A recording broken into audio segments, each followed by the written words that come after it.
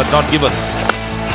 Excellent catch by Janet. এই অবিশ্বাস্য ক্যাচটা দেখে অনেকেই হয়তো ভেবেছিলেন এটিই ম্যাচের টার্নিং পয়েন্ট। তবে প্রতিপক্ষ যেখানে বাংলাদেশ, অদ্ভুতরে কাণ্ডের কি আর অভাব হয়? অসম্ভবকে সম্ভব করাই তো বাংলাদেশের কাজ। তবে তাই বলে 5 রানে 7 উইকেট হারাবে একটা দল, তাও আবার দুর্দান্ত গতিতে দলীয় শতক পার হয়ে যাওয়ার পর। ইচ্ছা করেও আউট হতে চাইলেও মেবি এভাবে আউট হওয়া সম্ভব না।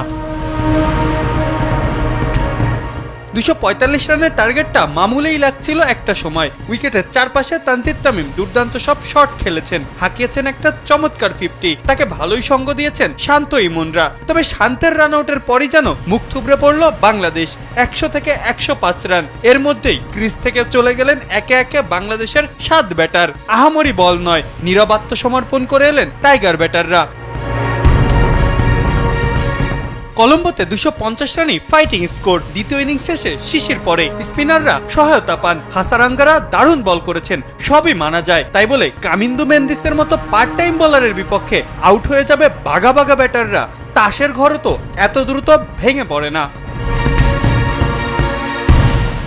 তাহিদ হৃদয়, সাকিব, তাসকিনদের আউটের ধরন দেখে অবাক বনে যেতে হয়। অধিনায়ক মিরাজও ফিরেছেন 0 রানে, বল হাতেও আছেন 5 ম্যাচ ধরে উইকেট শূন্য। শূন্য কি খুব পছন্দ তার? না হলে এই ধারা থেকে কেন বের হতে পারছেন না তিনি? দলের ষষ্ঠ বলারের কোটাও রেখেছিলেন 0, যার ফলে তার সামনেই আসালাঙ্কা সেঞ্চুরি করে অধিনায়কের দায়িত্বটা বুঝিয়ে দিয়ে গেছেন। শেষ ভাগে চেষ্টা করেছেন জাকের আলী, একটা 50 তুলে নিয়েছেন। তবে তার এই ইনিংস সম্মানজনক হার ছাড়া কিছুই দিতে পারেনি। আর কতদিন সম্মানজনক হারের জন্য খেলবে বাংলাদেশ?